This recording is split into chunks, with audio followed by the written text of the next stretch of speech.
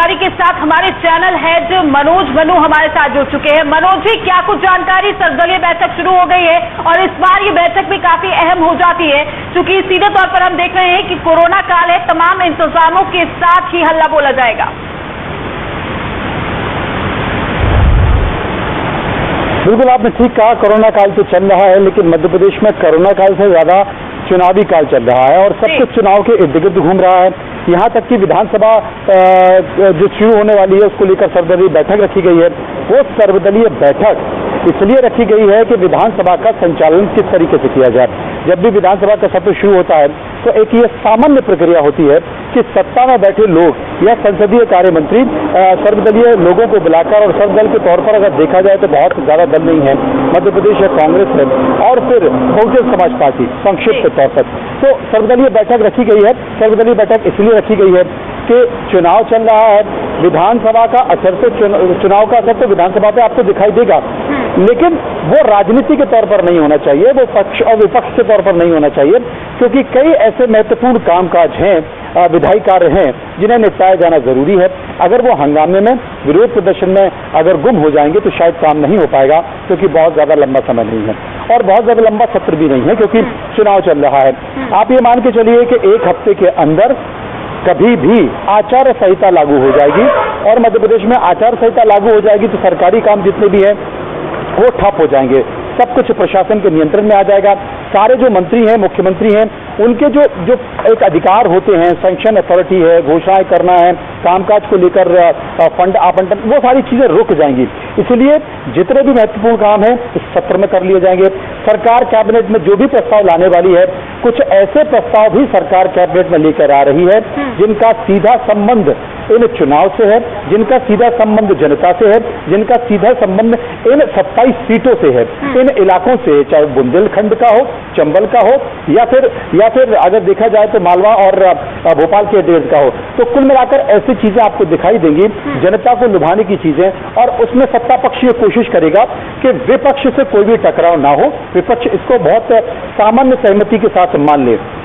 दूसरी सबसे बड़ी चीज है कि बहुत ज्यादा असर आपको वहां भी नहीं लगेगा, क्योंकि इसके पहले है कि उपचुनाव भी है और सीधे तौर पर सरगर्मियां मध्य प्रदेश में तेज है, और आप खुद ग्राउंड जीरो पर बने हुए हैं। लगातार आप सत्ता और विपक्ष की बात कर रहे हैं कि किस तरीके से आने वाले दिनों में जो मुद्दे हैं उनको भुनाने की कोशिश विपक्ष करता हुआ नजर आएगा। क्या ऐसे अहम मुद्दे होने वाले हैं आने वाले दिनों में?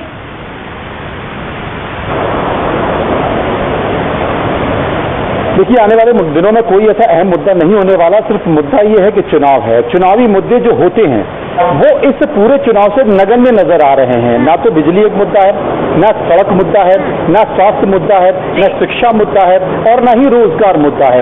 अगर कोई मुद्दा है तो मुद्दा सिर्फ ये है कि ज्योतिरादित्य सिंधिया और उनके समर्थकों ने, और कुछ जो निर्दलीय विधायक थे, कांग्रेस के विधायक थे जो सिंधिया समर्थक नहीं थे लेकिन दूसरे विधायक थे, ये सभी 22 विधायक जिस तरीके से कांग्रेस छोड़कर बीजेपी में शामिल हुए हैं, इन सभी विधायकों को किस तरीके से हराया जाए, इन विधायकों ने गद्दारी की है, इन विधायकों ने कुल मिलाकर नुकसान किया है कांग्रेस पार्टी का।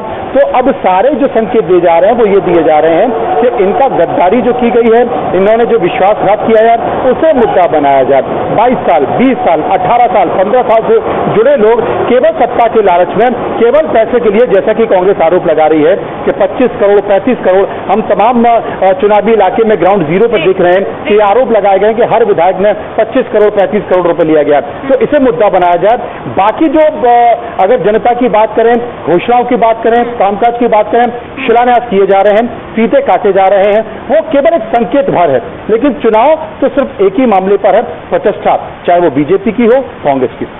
लेकिन सीधे तौर पर अगर हम देखें तो बीजेपी पार्टी जनता से कनेक्टिविटी बनाने की जो तमाम कोशिशें वो कर रही है, और यही वजह कि सीएम शिवराज सिंह चौहान खुद लगातार दौरा कर रहे हैं। उनका रायसेन दौरा भी ऐसी कड़ी में करोड़ों की सौगात देते हुए नजर आ रहे हैं, और सीधे तौर पर हम कह सकते हैं कि कांग्रेस पार्टी को जिस तरीके से झटका लगा है, ज्योतिरादित्य सिंधिया की अगर हम बात करें, वो बीजेपी में शामिल हो चुके हैं, उनका हमलावर करने का जो तरीका है तमाम सभा में, वो कहीं ना कहीं इस ओर इशारा कर रहा है कि समीकरण इस बार बदलने वाला है।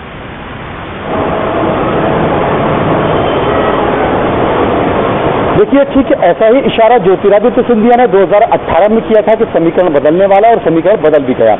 लेकिन बावजूद इसके फिर से मजबूरी में समीकरण बदलना पड़ा। जनता भी सब समझती है, जनता समझ रही है कि ये विकास की बात की जा रही है कि हमने विकास के लिए ये धर्म और अधर्म की लड़ाई थी, उसके लिए हमने भारतीय जनता पार्टी का साथ छोड़ा। लेकिन हकीकत में इसके पीछे क्या था? हकीकत में तमाम सारी योजनाएं थी, वो हिस्से बांट थी, सत्ता का विकेंद्रीकरण सिंधिया और उनके खेमे की तरफ नहीं हो रहा था, इसलिए ये पूरा प्रयास किया गया। अब सबसे बड़ा सवाल क्या है? सबसे बड़ा सवाल इनको जिताना है और जिताने के लिए बीजेपी परेशान है। परेशान इस बात को लेकर है कि बीजेपी की जो पार्टी है उसमें अंदरूनी घमासान हो चुका है। कांग्रेस के ये विधायक जो कल बीजेपी के विधायकों को हरा कर आए थे, उम्मीदवारों को हरा कर आए थे और वो अब बीजेपी के खुद उम्मीदवार हो गए। इनका ये मानना है कि अगर ये जीत कर आ जाएंगे तो हमारी आगे की राजनीति तो खत्म हो जाएगी, हमें बीजेपी से कभी टिकट नहीं मिल पाएगा, तो हम करें तो क्या करें? क्योंकि उन्हें 25 साल, 20 साल, 30 साल, 40 साल बीजेपी में हो चुका है।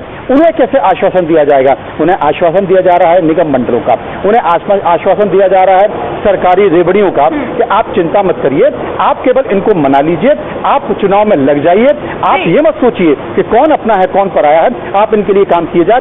3 साल बाद यानी कि 2023 में फिर से चुनाव होगा, उस वक्त आपका ख्याल रखा जाएगा। अभी ये 3 साल ज्योतिरादित्य सिंधिया को दे दीजिए। अभी ये 3 साल ज्योतिरादित्य सिंधिया के समर्थक, वो विधायक जो त्याग देकर, इस्तीफा देकर वापस आए हैं, उन्हें समर्पित कर दीजिए। तमाम जानकारी हम आपसे लेते रहेंगे और जिस तरीके से हम देखें तो सर्वदलीय बैठक फिलहाल शुरू हो गई है, लेकिन उपचुनाव को लेकर भी तमाम वार और पलटवार का सिलसिला भी लगातार जारी है। इसी कड़ी में एक अहम और एक महत्वपूर्ण रणनीति दोनों ही पार्टियां बनाने में जुटी हुई है। फिलहाल